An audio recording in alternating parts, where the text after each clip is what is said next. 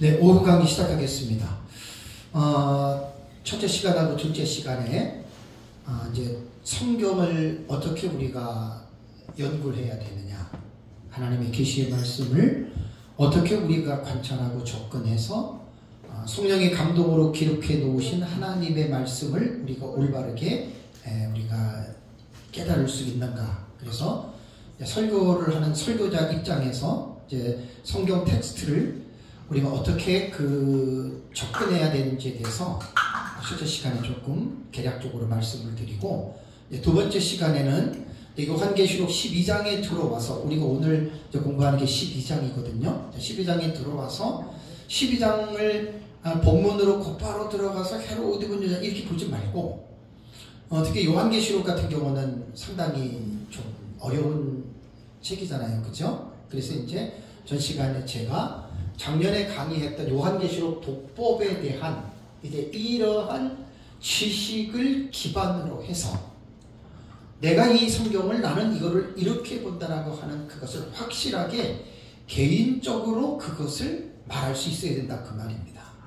그러니까 이제 우리가 제대로 배우지 않고 그냥 뭐 누가 말한 거 듣고 책 몇 권 보고 그냥 교수가 그렇게 했으니까 그냥 우리는 마치 그냥 그렇게 우리 자신들이 그렇게 이제 우리가 말을 한다면, 그러면 결국 요한계시록에 대한 이 부분에 대해서 우리가 사실 제대로 이해하지 못하고 있는 겁니다. 그래서 제가 이제 오늘은 요한계시록 12장을 곧바로 제가 들어간 것이 아니라 2시간 동안 어떻게 보면 워밍업 하는 시간이었어요. 그래서 12장을 우리가 곧바로 들어가지 말고 이 12장을 공부하기 이전에 어떠한 선지식이라 그러죠. 어떠한 지식이 먼저 우리에게 필요한지에 대해서 좀 이러한 부분들에 대해서 제가 이제 2시간 동안에 여러분들에게 제가 이제 말씀을 좀 드렸습니다. 자, 이제 그리고 이제 이번 시간에는 이제 12장을 이제 본문에 대해서 이제 주의하는 시간이거든요. 전 시간의 내용을 간략하게 제가 여러분들에게 말씀을 드린다면, 요한계시록 독법에서 요한계시록 어떻게 읽을까잖아요. 독법이라고 하는 말은 도대체 요한계시록을 어떻게 읽어야 되냐, 정말 어렵고 무슨 뜻인지 모르고, 근데 어려운 부분에서도 왜 어려운지를 알면 돼요. 요한계시록이 왜 어려운지를 이해를 하면 오히려 어려운 요한계시록을 이해하는 그 시발점이 될 수가 있어요. 그런데 요한계시록이 왜 어려운지를 모르면 그건 진짜 어려운 것으로 끝나게 된다, 그 말입니다. 그래서 요한계시록 12장 이제 이번 시간 들어가는데 다시 정리를 하면, 요한계시록 12장은 1절에서 17절까지 있는데 8가지 단락으로 딱 나누어져요. 그래서 8가지 단락에서 사건을 내가 딱 집어넣고 요 단락들에 대한 이해를 먼저 아웃라인을 먼저 이해를 하고 이제 주회, 지금 하는 시간에 들어가는 겁니다. 다시 한번 독법에 대해서 강조를 하면, 반드시 요한계시록 종말론을 공부하시는 분들은 종말론의 텍스트가 상징적인 언어로 거의 다 기록을 했기 때문에 문학적인 장르로 볼 때는 묵시문학이라고 이야기를 합니다. 그렇다고 요한계시록을 묵시문학이라고 말을 하면 틀린 거예요. 묵시문학적인 요소를 가지고 기록했습니다. 다니엘서는. 그렇게 이제 기본적으로 묵시적인 지식에 대한 이해를 가지고 있어야 되고, 두 번째는 본문 성경이니까 해석에 대한 부분을 우리가 기본적인 이해를 하고 있어야 돼요. 그래서 해석학적인 구조에서는 제가 크게 3가지를 말씀을 드렸잖아요. 텍스트, 사건, 단락. 그러니까 성경을 읽을 때 이 요한계시록에 기록된 내용을 문자로 우리가 봐야 되느냐, 아니면 상징으로 봐야 되느냐. 여러분, 이거 되게 중요한 거예요. 여기서 하늘과 땅 차이로 딱 갈라집니다. 무천년은 거의 다 상징, 세대주의는 거의 다 문자입니다. 그러니까 세대주의와 무천년은 대화 자체가 불가능해요. 우리 역사적 전천년은 문자적 해석을 중시하면서 상징의 해석 우리는 병행합니다. 이거를 먼저 결정해야 되고, 두 번째는 사건이 기록이 되어져 있잖아요. 요한계시록에는 제가 연구한 바로는 약 73가지 사건이 나와요. 1장부터. 그 사건이 언제 이루어지느냐, 과거냐, 역사주의냐, 미래주의냐, 아니면 이상주의냐, 아니면 종합주의냐. 이건 참 복잡하고 이것도 어느 쪽을 선택하느냐에 따라서 하늘과 땅 차이로 해석이 갈라집니다. 더 이상 설명을 안 하겠습니다. 다음에 이제 제일 어려운 게 단락이에요. 단락. 자, 우리가 요한계시록의 텍스트를 문자나 상징으로 결정하고 과거나 역사나 미래나 이상의 종합적으로 결정했다 그래요. 그렇다고 요한계시록이 이해가 되는 게 아니에요. 그 내용을 전반적으로 내가 다 결정을 해놓고 그거를 종합적으로 정리를 해야 되잖아요. 하나를 연결을 하나로 그거를 확실하게 그것을 완성시켜야 되잖아요. 그게 단락의 구조 해석법이에요. 그 제가 찾아낸 게 점진적 해석법, 반복적 해석법, 전진하는 방법법, 교차대꾸법, 점진적 평행법, 비연대기적 문학적 방법, 동경과 석경의 상호 교차구자. 완전히 다른 거예요 지금 이게. 그러니 요한계시록이 이래서 어렵다는 겁니다 여러분. 요한계시록이 달래 어려운 게 아니라. 그래서 계시록은 네가 옳으니 내가 옳으니 싸움질을 할 이 판은 아니에요. 그냥 자기가 보는 것 제대로 알고 있고, 그러나 그 자기가 아는 것도 적당히 그냥 들은 식으로 하더라 마구잡이 이런 식으로 알지 말고, 제가 표현하는 대로 나는 이걸 이렇게 본다. 그러면 그것이 논리적으로 합리적으로 학문적으로 뒷받침이 된다면 여러분 그건 인정이 되는 신학적인 여러분 사상입니다. 근데 이제 이러한 뒷받침이 되는 논리성도 없고 합리성도 없고 신학적인 것도 뒷받침이 되지 않고 그냥 이거는 이렇다 그러면 그것을 학문적으로 그거는 인정해 줄 수가 없는 거예요. 학문의 세계에서는. 그래서 제가 이제 이런 부분에 대해서 지난 시간에 쭉 이제 2시간 동안 이런 부분에 대해서 여러분들에게 말씀을 드리고, 이제 이번 시간에는 이제 계시록 12장 본문을 이제 들어갑니다. 저는 주회적으로 접근을 하죠. 주회는 가장 제가 목회를 하면서 설교를 하면서 정말 설교가 유형이 여러 가지가 있지만 주회 설교가 난 가장 올바른 설교 방법이다. 근데 주회 설교는 너무나 어렵습니다. 그래서 설교자들이 공부를 많이 하지 아니하면 주회 설교를 못합니다. 제목 설교, 간증 설교, 뭐 이런 것들, 예화 설교, 뭐 그냥 참 가슴 아픈 일입니다. 성경 본문 읽어놓고 전혀 본문하고는 상관없는 이런 부분들이 있어서 안타깝다는 얘기입니다. 자, 제 책 533페이지 보시면 이제 12장에 대한 내용이 나옵니다. 533페이지에서 이제 4페이지까지 읽어보시면 오전에 제가 여러분들에게 서론적으로 말씀했던 내용들이 쭉 나옵니다. 여러분들이 읽어보시면 되고, 이제 중간 부분에 보시면은 요한계시록 12장의 해석은 계시록 전체에 전개되는 내용과 연결되어져 있습니다. 어떤 내용이든지 간에 계시록 전체 안에서 연관지어서 성경을 해석할 수 있어야 됩니다. 그런데 요한계시록 12장에 게시된 내용을 이해하기 위해서는 제가 4가지의 전제적인 중요한 그 사건에 대해서 제가 그 책에다 기록을 해놨죠. 일단은 6장에 기록된 첫째인의 계시의 신말과 그 탄자, 이 내용을 분명하게 이해를 하고 있어야 되고, 두 번째는 7장에 나오는 14만 4천인과 큰 환란에서 나오는 흰옷 입은 큰 무리들, 이것도 꼭 이해를 하고 있어야 됩니다. 다음에 세 번째는 계시록 10장에 나오는 사도 요한의 대행적인 사역의 대상과 그 다음에 11장에 나오는 두 증인들이 있죠. 최소한 이 정도는 여러분들이 기본적으로 이해하고 있어야 11장은 그 기록된 내용들하고 연관시켜서 이 해석이 더 풍성하게 여러분 이해할 수 있다라고 하는 말입니다. 자, 그러면 1절을 보겠습니다. 본문의 주제가 들어갑니다. 1절을 보시면 하늘에 큰 이적이 보이니 해를 옷 입은 한 여자가 있는데 그 발 아래에 있는 달이 있고 그 머리에 12별의 면류관을 쏟더라 라는 말이 나오죠. 그죠? 이적이라고 하는 말이 뭐냐면 세메이온이라고 그랬습니다. 세메이온이에요. 세메이온. 이적이라고 하는 말은 아까 전체적인 윤곽에서 제가 말씀을 드렸지만 1절과 3절에 2번 나오죠. 그러니까 이 세메이온이라고 하는 이 단어는 표시 혹은 표적이라고 하는 뜻으로도 번역이 되는데, 여기서 말하는 1절과 3절에 하늘에 큰 이적이 보인다라고 하는 말은 뭐냐면 다가올 사건 사건을 알리는 징조입니다. 징조. 징조 혹은 전조에 대한 그러한 예언적인 의미를 가지고 있습니다. 그러니까 12장은 앞으로 다가올 그러한 어떤 징조에 대해서 두 가지의 징조를 보았다고 했는데, 여기에 보면은 이제 요한계시록에서는 사도 요한이 하늘의 큰 이적을 본 것이 3번 나옵니다. 3번.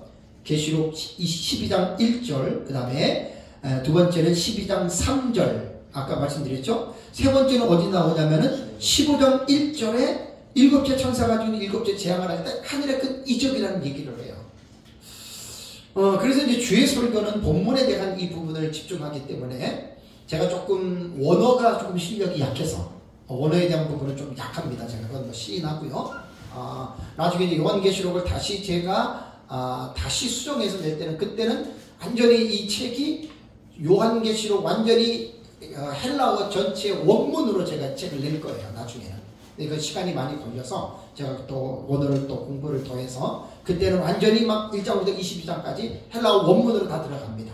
헬라어 원문으로 들어가고, 뭐 그러면 책이 지금은 이게 1040페이지니까 뭐 한 2000페이지 정도 될 거예요. 그리고 이게 지금 한 1300, 400페이지 되거든요. 제 책 분량이. 원문까지 들어가면 기본적으로 2000페이지를 넘어가요. 그건 제가 나중에 좀 실력을 더 겸비해서 이제 요한계시록 원문 주해로 제가 해가지고 다 나중에 제가 좀 채울 생각입니다. 그래서 이제 이 사건을 볼 때 우리는 12장에 나타난 이적에 대해서 두 가지 세메이온에 대해서 말을 할 때는 이것이 장차 다가올 역사 세계 속에서 등장하는 징조다. 그래서 우리 역사적 전천년은 미래적 해석으로 보기 때문에 그런 미래적인 차원에서 우리는 이 본문 텍스트를 본다라고 하는 것 우리 이제 기억을 하셔야 됩니다. 그렇다면 1절에 헤롯 옷 입은 여자가 누구냐? 전 시간에도 말씀드렸지만 12장은요 1절에 헤롯 옷 입은 여자가 누구냐에 대한 이 해석이 가장 중요한 거예요. 이게 기준을 잘 세우면 그 기준에 따라서 줄을 딱 세듯이 헤롯 옷 입은 여자가 누구냐에 따라서 그 뒤에 계속해서 연결되는 여자와 연관된 부분에서 해석이 영향을 미칩니다. 그래서 헤롯 옷 입은 여자에 대한 제 견해를 보면 4가지를 제가 책에다가 집어넣었죠. 동정녀 마리아라고 해석하는 해석법이 있습니다. 무천년 거의 다 동정녀 마리아로 해석합니다. 뭐라고 할 필요는 없어요. 왜? 아까 제가 그랬잖아요. 요한계시록의 해석이 다를 수밖에 없죠. 아까 여기 뒷번을 쓰는 거 기억나세요? 천이면 천, 만이면 만 달릴 수밖에 없는 거예요. 이거는 내 것만 옳다고 그렇게 소리를 지르면 안 돼요. 그 무식한 사람들이 하는 말이에요. 아주 세상 사람들은 꼴통이라 그래요. 저는 내 것에 대한 확신이 너무 강한 사람입니다. 누가 뭐라 그래도 난 내 것을 포기를 안 해요. 내 것만 옳다고 너무 주장들 하지 마세요. 상대방의 것들을 많이 공부하고 전체적으로 알게 되면 이해하는 그 범위가 상당히 여러분 넓어집니다. 동정녀 마리아라고 본다. 우리는 이렇게 안 봐도 뭐라고 비웃으면 안 되죠. 무천년 거의 다 이렇게 보니까 우리 사람들이 무식한 사람입니까? 전부 다 석각들인데. 그 다음에 두 번째는요.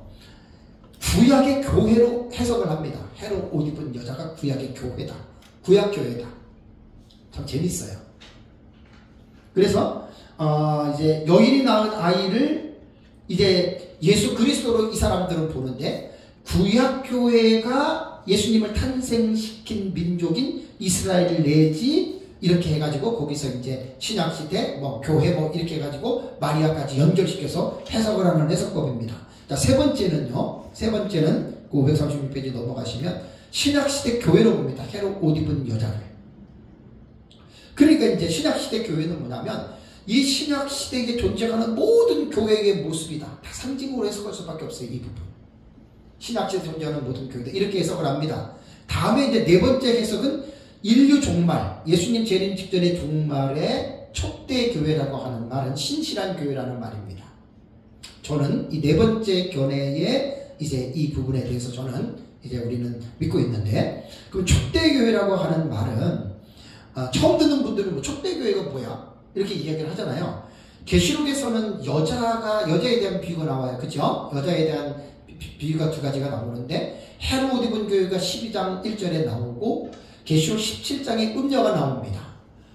이 여자라고 하는 말은 헬라어 단어 귀네입니다. 귀네. 모든 여성들을 통칭해서 하는 말인데, 이 여자가 그냥 물리적인 여자이기도 하지만 이 여자가 비유와 상징으로 쓰여질 때에는 교회로 본다는 말이에요. 요한계시록에서는.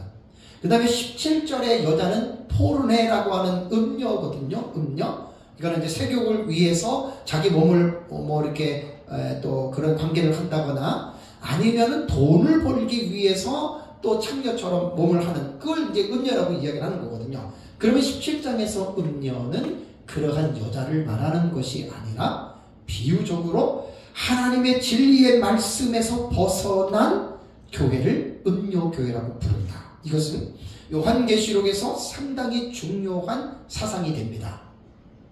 요한계시록에서. 그래서 촛대교회냐 음녀교회냐. 그래서 우리는 12장 1절에 해로 옷 입은 여자를 우리는 신실한 교회로 보는 거예요. 촛대교회. 그리고 제 책에 보면은 요한계시록 7장 9절에 각 나라와 족속과 백성과 방언에서 아무라도 능히 셀 수 없는 큰 무리, 흰옷 입은 큰 무리가 나오죠. 이 흰옷 입은 큰 무리를 우리는 촛대교회의 모습으로 봅니다. 여기서 또 흰옷 입은 큰 무리 들어가면 또 복잡해요. 해석이 같지를 않아요. 달라도 너무나 달라요.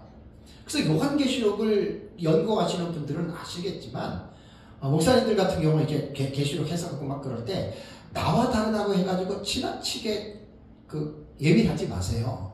다룰 수밖에 없어요. 요한계시록은 전천년끼리도 다르고 부천년끼리도 달라요. 세대주의끼리도 달라요. 그러니까 연구를 한번 해보세요. 절대로 통합이 될 수가 없습니다. 그러한 어려운 구조를 갖고 있는 게 바로 요한계시록이기 때문에, 왜 이 흰옷 입은 큰 무리를 왜 지상의 촛대교회로 그걸 장소를 지상으로 보느냐? 그거는 자기가 그렇게 못 보기 때문에 못 보는 거예요, 여러분. 폭넓은 지식을 가지고 봐보세요. 다 나름대로 학자들은 자기 나름대로의 그 해석법을 이해시키는 논리들이 전부 다 이렇게 뒷받침되어져 있다는 말입니다. 좀 마음을 넓혀서 여러 가지의 해석 방법에 대한 부분을 이해하고 포용할 수 있는 그런 넓은 마음을 가진 사람들이 되어야 됩니다. 그래서 이제 음녀에 대한 이 교회도 정말 너무나 중요합니다. 요한계시록에서 음녀교회라고 하는 것은 너무나 여러분 이거는 중요한 거예요. 그래서 이제 제가 만든 도표에 보면은 셋째 나팔과 넷째 나팔이 있죠. 우리는 첫째, 둘째, 셋째 나팔, 넷째 나팔을 우리는 상징으로 해석합니다. 우리는 문자적 해석을 안 합니다. 우리는 저 부분을 상징으로 해석하는데, 음녀에 등장 셋째 나팔을 우리는 타락한 종교의 세력이다. 우리는 이런 부분을, 여러분 이제 셋째 나팔을 그렇게 우리는 해석을 하거든요. 타락한 그 어떤 종교라고 하는 저기 이제 써 있는데요. 거기 보면은 큰 쑥물 있잖아요. 그 쑥이라 그러잖아요. 쑥물이잖아요. 이게 하나님의 진리를 변질시킨 신학을 말하는 거예요. 하나님의 진리를 변질시킨 신학을 말하는 거예요. 그러니까 제가 예수 안에서 40년을 살고 목회한 지가 33년인데 나름대로 성경을 연구를 하면서 종교개혁 이후에 수많은 다양한 신학 사조들이, 현대신학의 여러 가지 사조들이 셀 수 없는 신학의 갈래들이 있거든요. 뭐니 해도 가장 분명하고 가장 올바른 신학은 개혁신학입니다. 종교개혁자들에 의해서 부르짖고 종교개혁자들에 의해서 확립되어진 신학을 우리는 개혁신학이라고 이야기를 하는데, 개혁주의, 개혁신학은 결코 쉽지 않습니다. 정말 폭넓고 깊고, 개혁주의가 뭐냐? 우리 파이브 솔라 정도 이야기하니까 맞아요. 파이브 솔라가 맞아요. 그게 기본적인 틀이에요. 하나님의 절대 주권, 하나님의 영광, 이런 중요한 슬로건들이 있는데, 개혁주의 신학이 그래도 가장 수많은 신학의 갈래 중에 개혁주의 신학이 으뜸입니다. 근데 실제적으로 지금 전 세계적으로 개혁주의 신학 사상으로 교회들이 형성된 그룹들이 얼마나 되는 줄 아세요? 2, 3%도 안 된다 그래요. 그 개혁 신학이 아니면 알미니안주의 신학, 신종통주의, 자유주의. 여러분, 펜타코스트 많습니다. 정말 개혁주의는, 개혁 신학은 전 세계적으로 볼 때 정말 부족한, 정말 소수입니다. 소수. 그러니까 저는 그걸 따라가고 있는 거예요. 그러니까 개혁 신학이 어떠한 신학인지를 알게 되면 이 개혁 신학의 매료가 되게 돼 있어요. 아주 정말로 건강하고 견실한 신학입니다. 근데 음료 이 교회는 뭐냐면 이러한 개혁 신학이 아닌 변질된 거예요.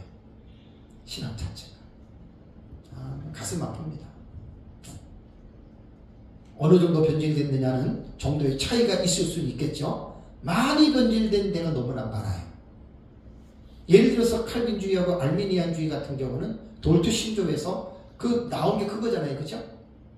5대 교리 그것 때문에 칼빈주의에서 알미니안주의 이단으로 그때 딱 정죄한 거예요. 뭐 이런 얘기하면 알미니안 신학 계통에 있는 사람들은 좀 기분이 나쁘겠지만 그거는 어쨌든 기본적인 신학적인 입장이 분명해야 된다. 그래서 음력교회는 바로 그런 것이고, 다음에 이제 537페이지 보면 촛대교회의 모습이 나옵니다.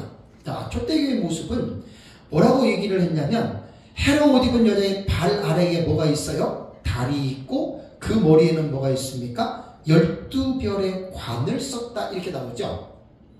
다른 성도들을 의인화한 것으로 우리는 해석을 합니다. 성도들을 의인화하겠다. 그래서 이제 10편 89편 37절에 또 군창의 확실한 증인인 달같이 영원히 견고하게 되리라 하셨도다.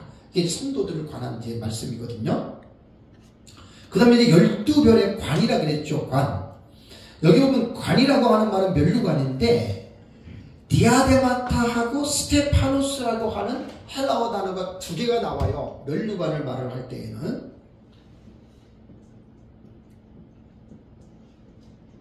디아데마타하고 스테파노스 이 두 가지가 나옵니다. 요 디아데마타는요, 디아데마타는 보통 왕관으로 번역이 돼요. 왕관. 사탄이 쓴 것도 왕관, 예수님이 쓴 것도 왕관. 그런데 이 스테파노스 있잖아요. 이 스테파노스는 충성된 성도들이 하나님 앞에 봉사하고 섬기다가 하나님으로부터 받은 면류관으로서 상을 말하는 거예요. 상에게는 면류관, 성도들이 받는 거. 그러니까 여기에서 보면은 디아데마타가 헬라어로 어떤 단어냐면 스테파노스입니다. 요즘 스테파노스를 쓴 거예요. 스테파노스 1절에서는.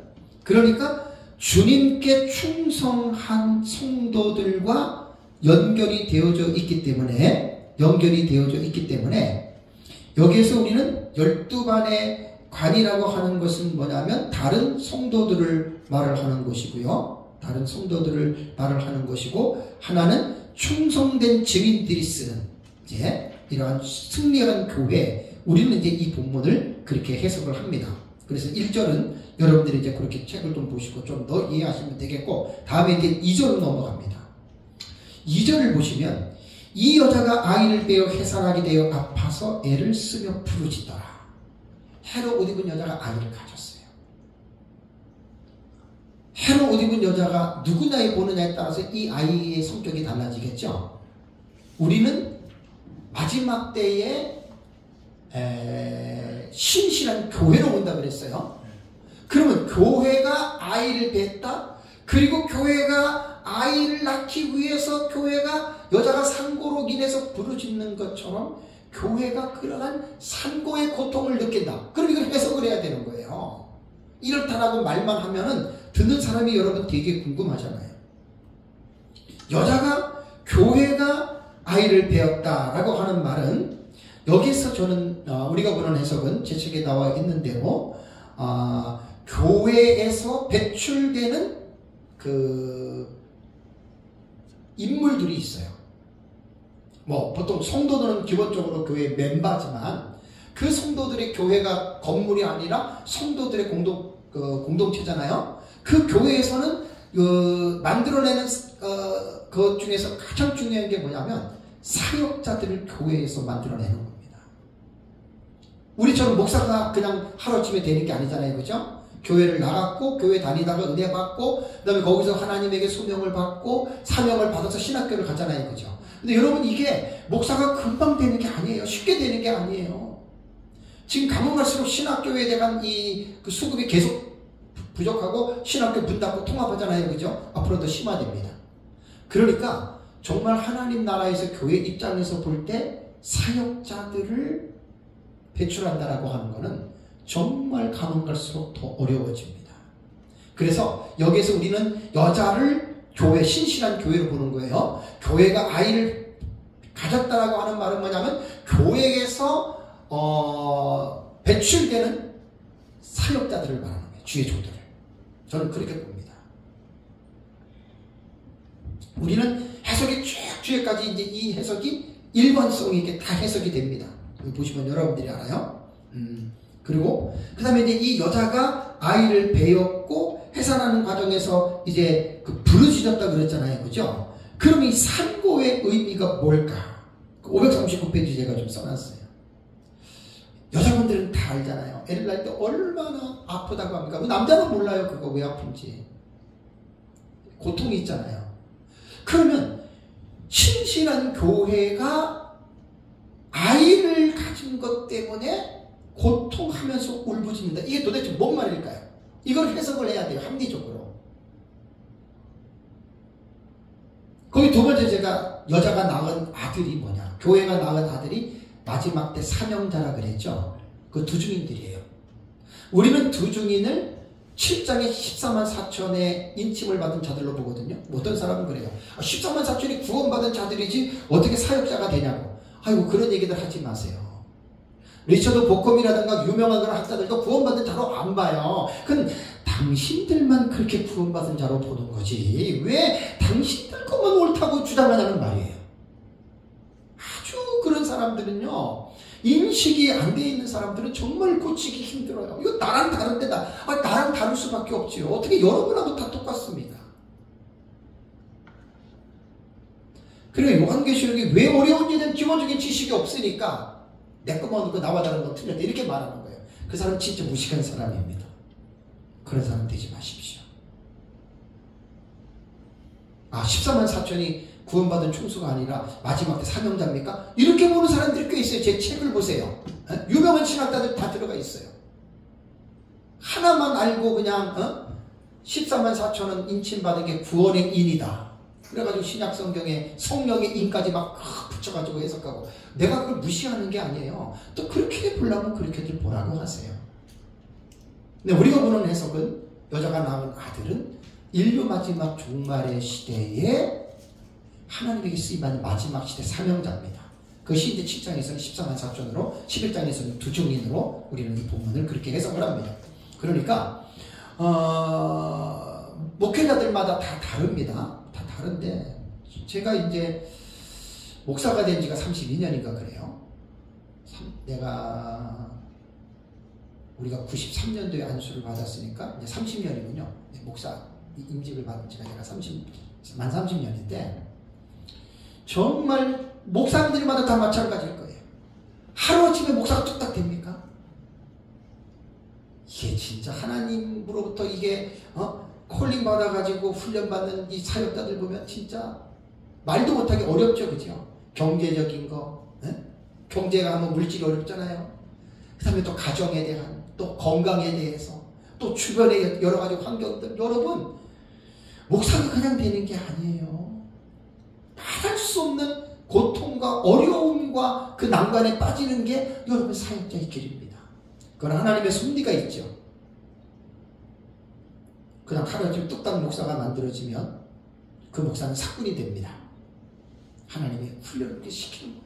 어렵게 힘들게 고난 가운데 아주 그냥 밑바닥에 떨어뜨려 놓고 막 교만한 사람은 막 인격을 하나님이 지긋하게 놓고 막 짓밟잖아요. 그게 은혜예요. 그게. 그래서 이제 목사 안수 받았다고 목사가 또 다 된 게 아니잖아요. 계속 계속해서 목사가 어떻게 됩니까? 자기와의 싸움과 또 학문적인 연단과 계속해서 목사는 그렇게 만들어지는 거예요. 그래서 이 신실한 목회자들을 보면은 정말 고난이 많습니다. 어려움을 많이 겪습니다. 그래서 저는 이거를 여자가 아이를 베어서 그 산고의 고통을 부르짖으면서 그 아이를 낳았다를 저는 그렇게 해석을 하는 거예요. 이거는 영적인 해석입니다. 성경은 영적인 해석이 필요합니다. 근데 영적인 해석 잘못하면 완전히 이상하게 되는 거지만 저는 이 본문을 이제 그렇게 본다라고 하는 것 여러분들이 이제 기억을 하시면 되겠습니다. 정말 교회에서 그 사꾼 목사들 말고 거짓된 목사들 말고요. 진실한 목사 한 사람이 태어나는 거 보면 말도 못한 여러분 어려움이 있습니다. 큰 교회야 뭐 사람이 많이 주고 그냥 돈 많이 그냥 신학교 가서 막 하고 그냥 목사 뚝딱 되는 것 같아도 적은 교회들은 안 그래요.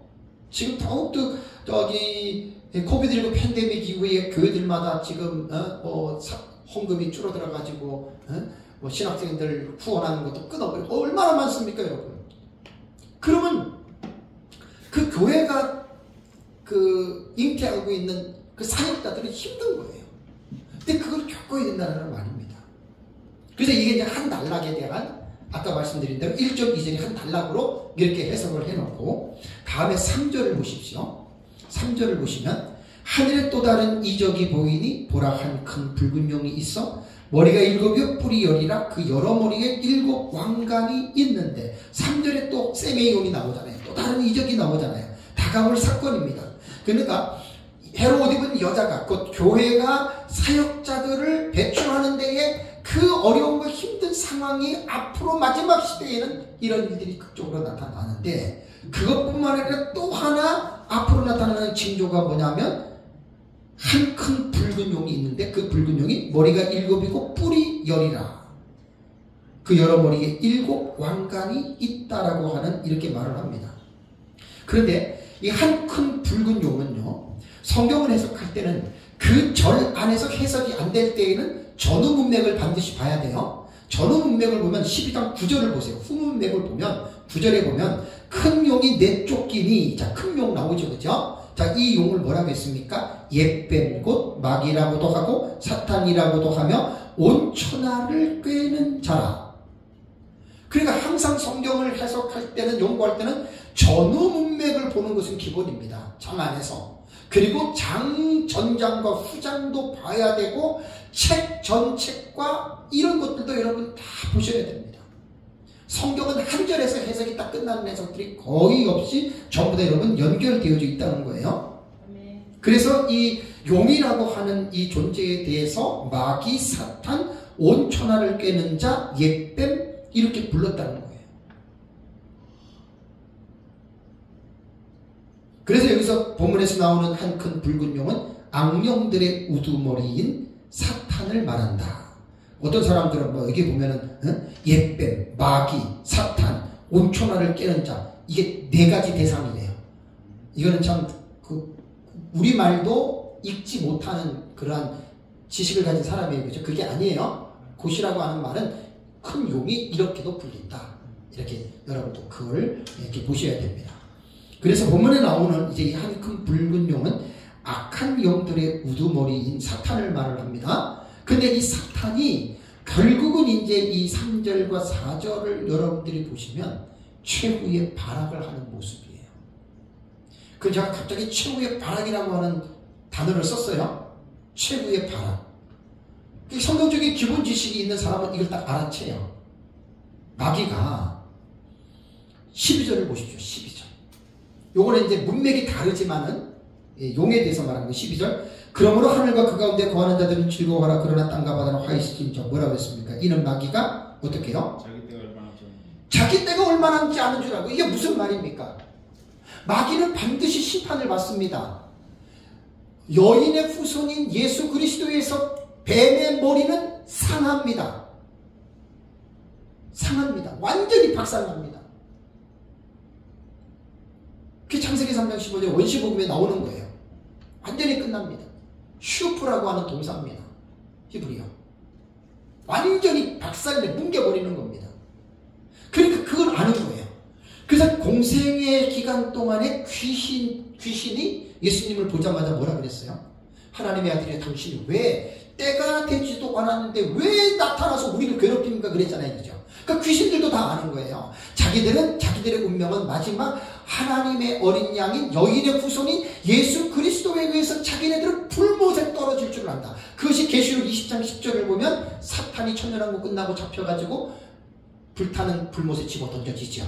그게 우리는 창세기 3장 15절의 원시복음의 마귀의 심판의 멸망을 계시록 20장 10절로 두는 거예요. 무천년은 그렇게 안 봐요. 예수님 부활로서 딱 그 사탄의 심판을 보거든요. 그 우리랑 다른 거예요. 다름에 대해서는 폭넓게 받아들이고 이해하면 돼요. 맞느니 틀리니 싸울 필요 전혀 없습니다. 우리는 그렇게 본다는 말입니다. 그래서 최후의 발악을 하는 거예요, 지금 이게. 그러니까 무슨 요한계시록의 6장부터 딱 보시면은요, 여러분, 종말적으로 역사적 전천년은 종말적인 시츄에이션으로 있는 거예요. 역사주의도 아니고, 이상주의도 아니고, 과거주의도 아니에요. 우리 역사적 전천년의 정체성은 종말적으로 보는 겁니다. 예수님 재림 직전으로. 그래서 이제 붉은 용의 머리는 머리가 7이고 뿔이 10이고 그 여러 머리에 7 왕관이 있다 그랬죠. 목사님들 이런 거 구분 잘 하셔야 됩니다. 다니엘서하고 요한계시록하고 보면은 지난주하고 이번주 제 설교들을 좀 시간 내서 또 들으세요. 목사님들한테는 엄청 유익한 설교를 제가 지금 하고 있어요. 지금 종말론 용어 해설 지금 설교를 하고 있거든요. 그걸 들어본 사람들은 이걸 분명하게 구분합니다. 계시록 17장 제가 7산에 대해서 제가 그 음녀가 타고 있는 거기에 대해서 이야기를 했잖아요. 7머리 7산 7왕 나오죠. 그죠? 그 용어들을 잘 여러분들이 기억하셔야 돼요. 이게 다 같은 말이에요. 머리, 산, 왕. 앞에 7이라고 하는 수는 뭘 지금 말을 하냐면 제국을 말합니다.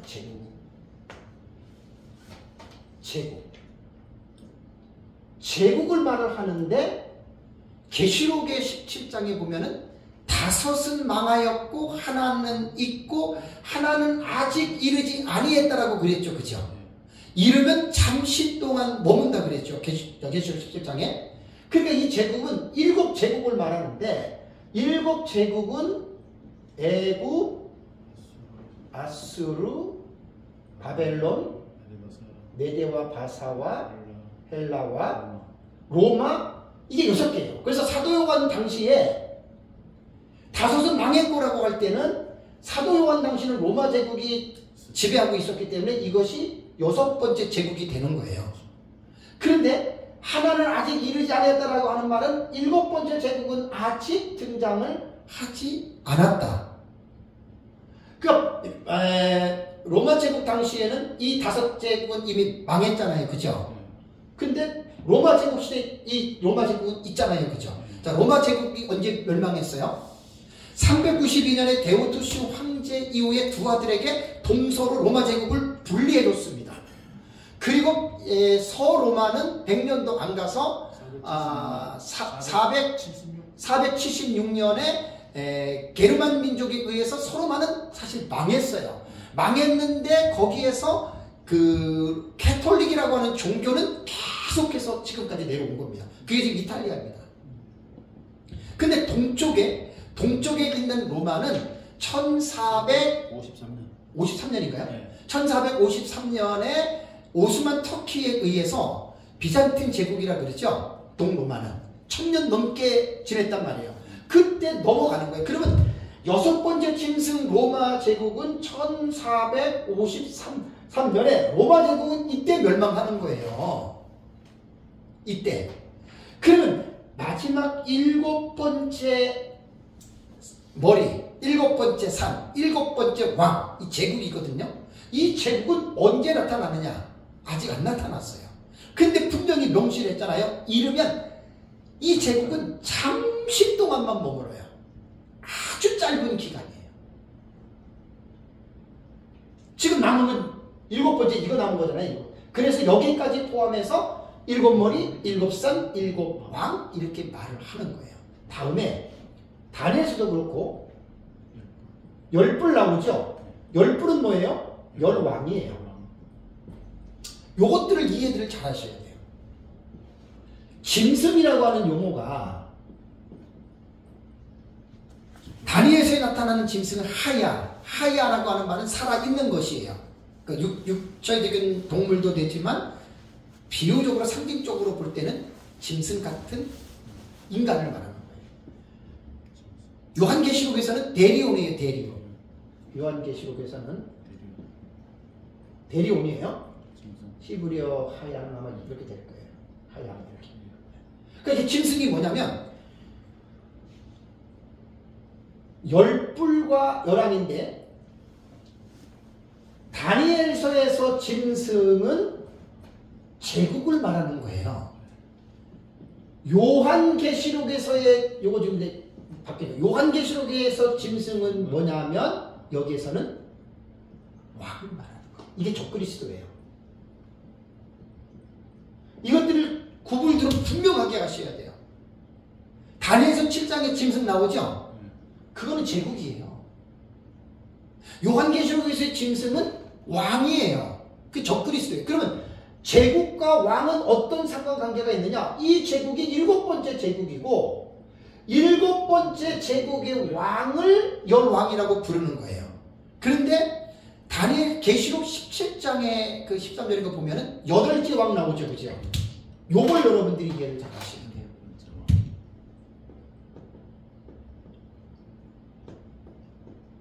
여덟째 왕이 나와요. 그러면 열뿔, 열왕과 여덟째 왕의 상관관계를 알아야 됩니다. 이거는 이런 뜻입니다. 자, 에그마스, 바벨론, 메도와 셀라, 로마 마지막 일곱 번째 제국 있잖아요. 각 제국마다 왕들이 있었죠. 일곱 번째 제국의 왕은 이들이에요. 열왕이에요. 열왕은 뭐냐면 그 정치적인 구조로 볼 때 열왕이라고 하는 이 국가는 합중국입니다. 합중국. 연합국가란 말이에요. 나머지 6제국 국가의 정치적인 형태를 볼 때 이거는 전제정치예요. 한 사람의 왕이 제국을 지배한 거예요. 로마 제국 같은 경우도 제가 또 말하면 시간상 이건 또 이건 처음 듣는 사람한테는 이거 들으면 좋은데 로마 제국이요. 옥타비우누스가 초대 황제가 되기 전에 1차 삼두 정치와 2차 삼두 정치의 반란이 일어나요. 그죠? 그 1차 삼두 정치가 카이사르, 율리우스 카이사르하고 폼페이우스하고 그 다음에 레피두스인가 한 사람 될 거예요. 세 장군이. 왜 그 1차 삼두 정치가 일어났냐면 로마가 원로 회의에 의해서 원로 정치로 한 500년 동안 있었잖아요. 그죠? 그 500년 동안 그 로마 정치가 썩었어요. 썩어졌기 때문에 카이사르 같은 사람이 우리 원로원이 이렇게 나라를 망치고 썩히는데 우리가 이거 내버려두지 말고 우리가 우리끼리 해가지고 한 사람의 왕이 돼서 이거 하자. 그게 1차 삼두 정치고 1차 삼두 정치에서 율리우스 카이사르가 야마들인 누구죠? 야마들에게 칼에 찔려 죽잖아요. 브루투스 칼에 찔려 죽어요. 그러나서 이제 2차 삼두 정치가 세 사람이 또 일어나요. 왜냐하면 원로원에게 나라를 맡길 수 없다. 그래서 2차 삼두 정치가 옥타비아누스, 그 다음에 안토니우스, 옥타비아누스, 안토니우스, 그 다음에 레피두스가 1차, 2차님으로 또 하나 들어가요. 세 사람이. 요 세 사람 중에서 마지막 승자가 누구냐면 옥타비아누스입니다. 옥타비아누스가 헬라 제국을 제압하는 때가 언제냐면 BC 31년에 악티움 회전이죠. 악티움 회전에서 클레오파트라 군대와 옥타비아누스 로마 군대가 전쟁을 해가지고 거기서 옥타비아누스 군대가 이깁니다. 그리고 나서 이제 클레오파트라가 자살을 하고 안토니우스도 죽고 자살하고 그래서 이제 결국은 로마 제국이 악티움 회전을 통해서 헬라 제국을 완전히 발로 밟아버리는 거예요. 그러면서 2년 지난 다음에 주전 29년에 로마 원로 회의에서 옥타비아누스를 아구스도라고 하는 말은 아우구스투스라고 그래요. 라틴어로는 우리말 누가복음 2장에는 아구스도 때에 이릅니다. 아구스도 때에. 아구스도라고 하는 말은 뭐냐면 존귀한 자라는 말로서 이 명칭을 로마 원로회의에서 옥타비아누스에게 하명한 거예요. 당신은 정말 가장 존귀한 자다. 그래서 옥타비아누스를 아구스도로 불렀다는 말이에요. 그래서 로마가요, 헬라를 물리치고 완전히 그 옥타비아누스 때부터는 원로회에서 어떻게 정치 형태가 바뀌어요? 전제 국가로 바뀌잖아요. 여러분 이거 대단히 중요한 거예요. 그래서 짐승 국가가 6개가 공통 분모가 뭐냐면 전제 정치란 말이 전제 정치. 근데 로마도 원로회에서 로마를 지배할 때는 전제 정치가 안 돼요. 그죠? 조건이 안 맞잖아요. 그래서 옥타비아누스가 2차 3두 정치를 하면서 로마를 제압해서 엠파이어, 제국이 되는 거예요. 제국. 그 전체 전제 정치로 바뀐 거예요. 마찬가지로 7번째 제국도 짐승 국가로 볼 때는 똑같이 6제국 전제 정치가 돼야 되는데 7번째 제국 연합국이란 합중국이란 말이에요. 안 맞잖아요. 그러니까 다니엘서 7장에 보면은 요 8째 왕 요 사람이 적그리스도거든요. 요게 다니엘서에서는 작은 뿔로 나와요. 다니엘서 7장에 4번째 바다에서 올라오는 짐승 있죠? 무서운 쩌리를 짐승 가죠. 요거 말하는 게 작은 뿔. 네. 그래서 이 7번째 왕이 왕인데 작은 뿔이 돋아나서 다니엘서 7장에 보면 어떻게 해요? 10뿔 중에 3뿔을 뽑아버리죠. 그죠? 그러니까 새 왕을 제압하고 결국은 이 작은 뿔로 이루어지는 이 왕이 7번째 제국 10명의 왕을 제압하고 자기가 그 나라의 새로운 왕이 된 거예요. 그래서 왕의 순서로 볼 때는 7번째 다음에 작은 뿔은 몇 번째죠? 8번째가 되는 거예요. 여기 계시록 17장 4절, 14절 그때 나오는 거예요. 13절 거기 보면. 이걸 정확하게 정리를 하셔야 돼요. 이거 지난주 우리 교회 설교에서 했던 설교 내용들이에요. 제 설교는 지금 저기 종말론 지금 용어 해설 설교인데 꼭 들으셔야 돼요. 그거. 목사님들 꼭 들으셔야 돼요. 엄청나게 목사님한테 도움이 됩니다. 여러분 이제 축구 하는 거 봤어요? 축구? 가만히 앉아가지고 막 뛰다가 막 저 사람이 막 힘이 딸려가지고 막 따르지도 넘어지고 막 그러면 보는 우리 마음은 어때요? 안타깝죠? 여러분. 그리고 훈수는 잘 되죠. 바보같이 더 뛰지, 바보같이 절로 가지, 저쪽으로 가지. 절로 가지 그러면 안 돼요. 교회로 가지. 저쪽으로 왜 가? 그러잖아요. 여러분 한번 뛰어보세요. 운동장에서 한번 뛰어보시라고요. 못 뛰어요. 우리는 못 뛰어요. 30점 뛰면 그 자리에서 꼬꾸라져요. 제가 종말론 설교만 특별한 하나님의 은혜로 지금 이건 정말 특별하게 우리는 성도가 얼마 안 되니까 계속 동안 사는데 목사님들 이렇게 강의 들으면 되게 이거 금방 한번 설교할 것 같죠? 한번 해보세요. 교회에서 한번 설교를 해보시라고요. 힘들어요.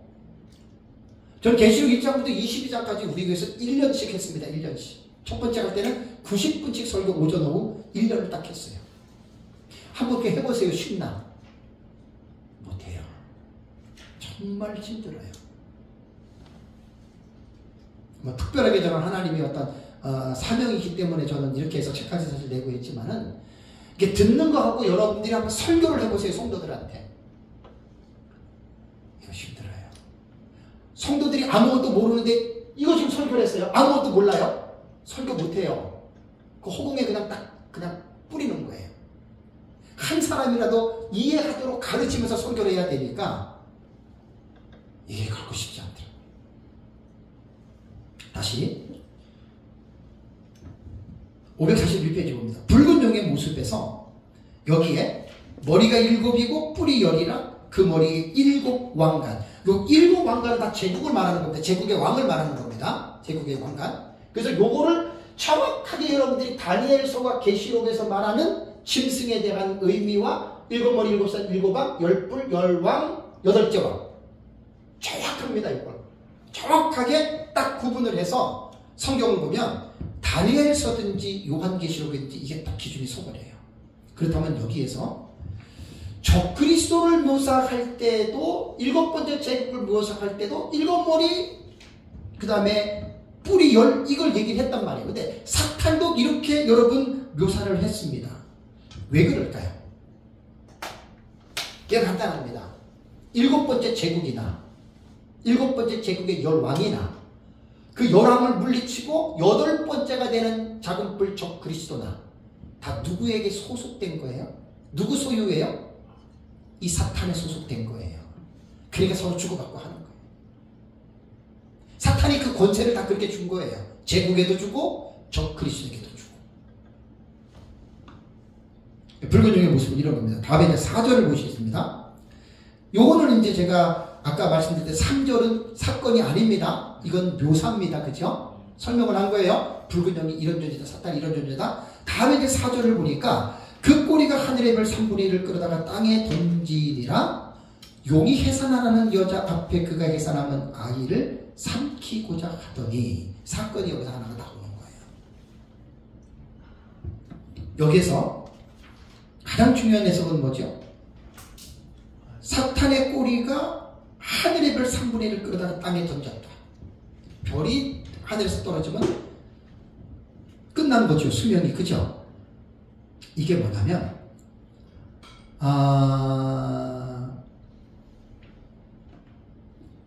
해는 거기 542페이지 첫째 단락에 보면 해는 교회를 말하고 다른 성도 그 다음에 하늘의 별은 주의 종들을 의미한다라고 말을 했죠. 여기서는 주의 종들로 보는 것이 옳습니다. 그러니까 하늘의 별들 3분의 1, 그러면 지상에서 사역하고 있는 사역자들의 3분의 1, 사탄이 꼬리로 잡아가지고 땅에 던졌다. 자, 이 말이 무슨 말일까요? 변질이 됐다는 말입니다.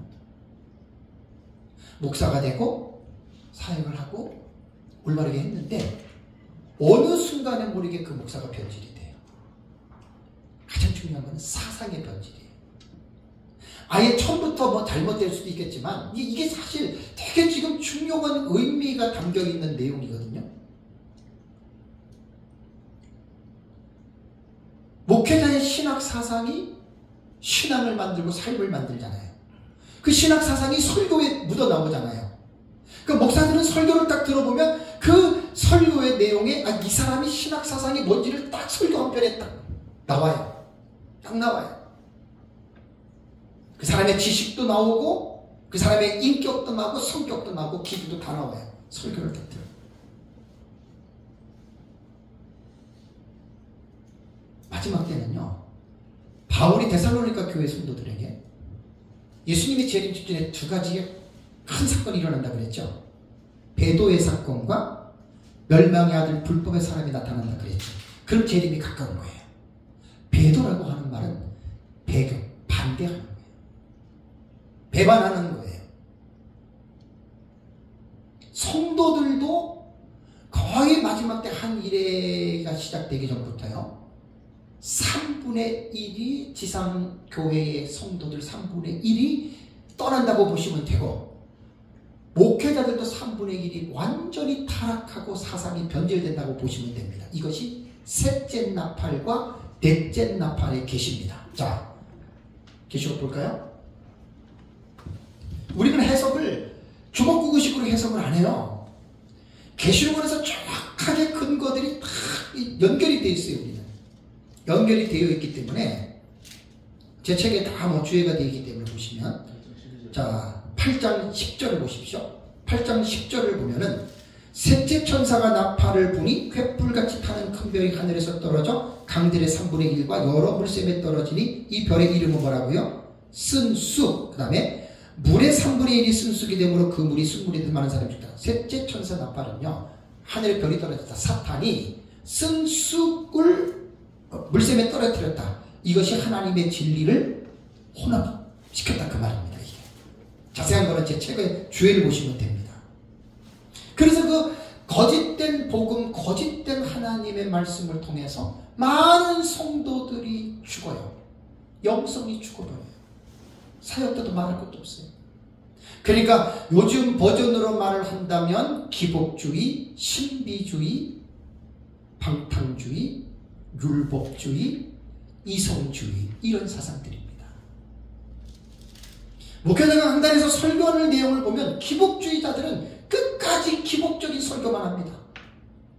신비주의자들은 설교를 들어보면 밤낮 신비적인 내용만 전하고 있습니다.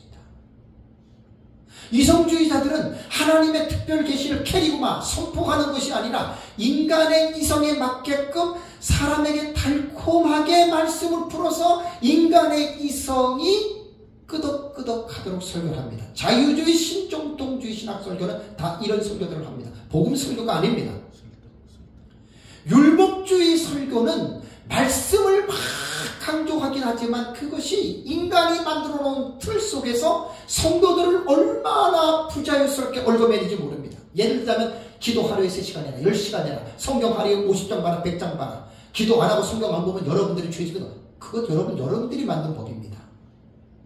율법주의, 율법적인 틀은 인간이 만드는 거예요. 목사가 만드는 거예요. 성도가 자기 자신이 만드는 거예요. 하루에 성경 20장 봐라, 30장 봐라. 그게 성경에 나옵니까? 나옵니까, 여러분? 더 볼 수도 있고 못 볼 수도 있잖아요. 그죠? 그렇게 정해놓고 그것을 꼭 해야지만, 웃긴 얘기를 할게요. 어떤 사람 하루에 3시간 기도하기로 결정했어. 3시간 내 기도를 딱 끝났는데 보니까 2시간 59분에 딱 기도가 끝났어. 3시간 했어요? 못했어요? 못했어요. 1분 어겼어요.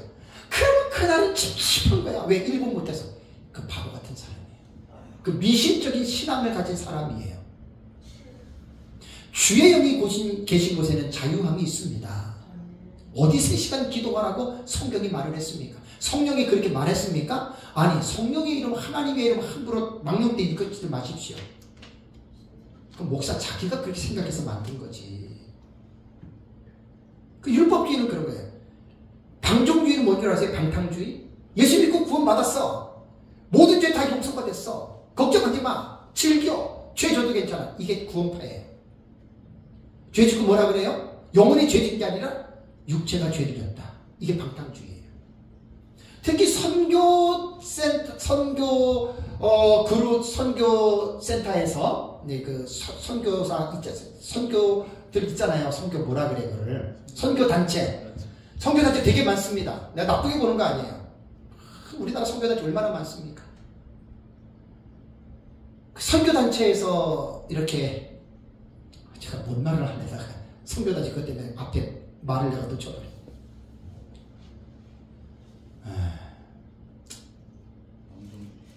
예, 방종주의. 선교단체 같은 경우는요, 뭐라 그럴까.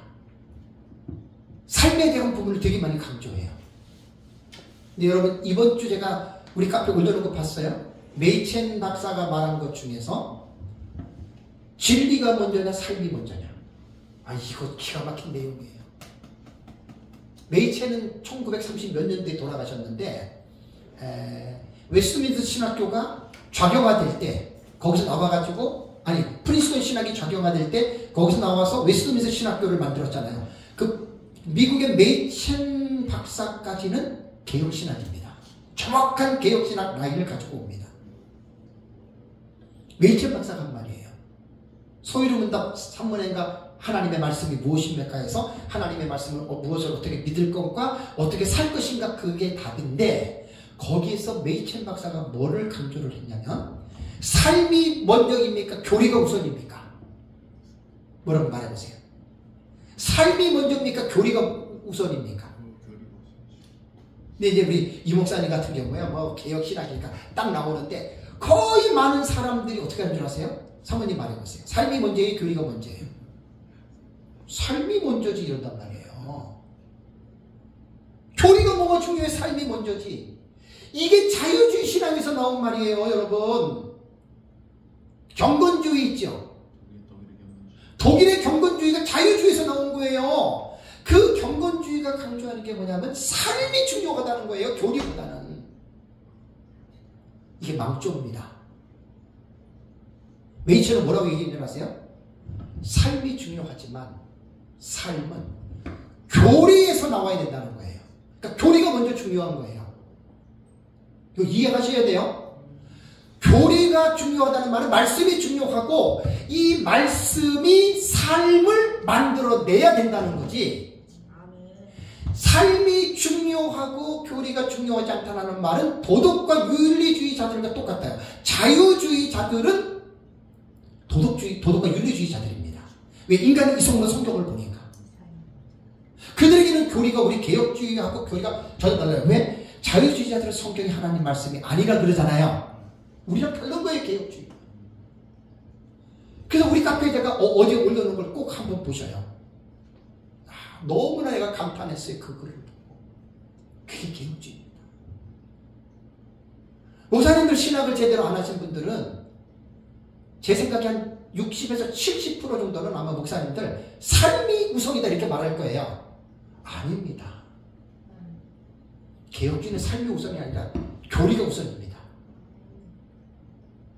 삶이 교리를 드러내는 게 아니에요. 여러분 그 오해하지 마시라고요. 삶이 교리를 드러내는 게 아니라 교리가 삶을 나타내는 거예요. 이게 개혁주의 이게. 여러분 불교인들 이단과 사이비들이 도덕과 윤리적으로 선한 일을 행합니까? 안 행합니까? 행해요. 착한 일 되게 많이 해요. 그럼 그 사람들이 착한 일을 했다고 해서 그것이 그 사람들이 하나님 믿습니까? 안 믿잖아요. 이런 말이에요.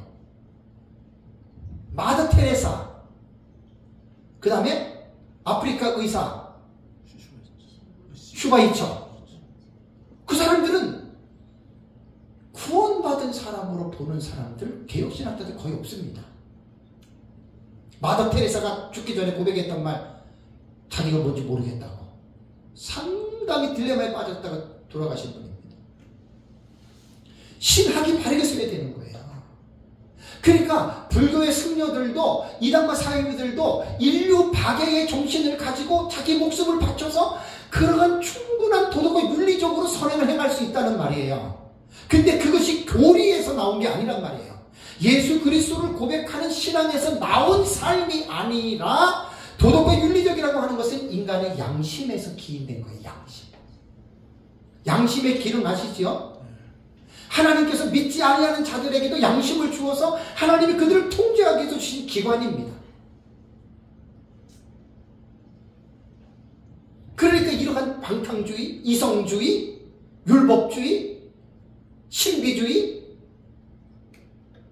기복주의 이런 데 빠진 사람이 음료로 전락한 거예요. 목사가 이렇게 빠지잖아요. 이게 가르치니까 그런 성도가 나오잖아요. 이게 셋째 나팔의 계시입니다. 다음에 넷째 나팔 12절 보세요. 넷째 천사가 나팔을 부니 해 3분의 1과 달 3분의 1과 별들의 3분의 1이 타격을 받아 그 3분의 1이 어두워지고 낮 3분의 1은 비추임이 없고 밤도 그러하리라. 사역자들, 성도들, 교회 거의 3분의 1이 무너진다는 거예요. 이게 셋째 나팔과 넷째 나팔에 대한 계시에 대한 우리들의 해석입니다. 마지막으로 4절의 B절을 보십시오. 용이 해산하려는 여자 앞에서 그가 해산하면 어떻게 해요? 그 아이를 삼키고자 하더니 우리는 이미 딱 설정을 다 해놨잖아요. 1절에서 용은 사탄이고 여자는 초대 교회고 그 여자가 아이를 낳으려고 하는 것들은 인류 마지막 종말 시대인 두중인들이고 그 두중인들이 그 사역을 하려고 할 때 딱 나타나면 그 아이를 삼키려고 용이 지금 딱 준비하고 있죠. 그죠? 근데 우리는 여기서 여자가 아이를 낳는 것을 우리는 두중인들이 사역자들이에요. 근데 보세요. 아이를 낳고 삼키려고 했는데 못 삼켜요. 왜 못 삼키는 줄 아세요? 본문에는 안 나와요. 11장으로 딱 가보세요. 그러면 하나님이 두중인들에게 1260일에 권세를 주면서 무슨 권세를 주냐? 불사신의 권세를 주지요. 그들을 건드렸다가는 건드리는 사람이 죽어요. 무슨 말인지 아시죠? 이 성경이 참 기가 막힌 거예요. 해석이. 그렇게 연결되는 거예요. 이 성경은 다. 그러니까 본경과 삽경은 따로따로 구분된 게 아니라 한 일의 기간에 전체적으로 이 사건들이 인볼브가 되어 있어요. 인볼브. 연결되어 있어요. 이거를 요한계시록에서 보는 게 단락의 해석법 기억나세요? 단락의 해석법?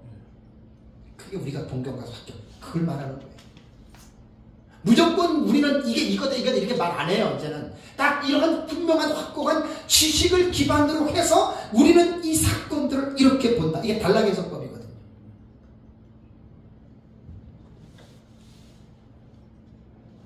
그래서 이제 제 책을 보시면 자세한 해석들은 여러분 다 되어 있습니다. 네, 잠깐 우리 쉬겠습니다. 예.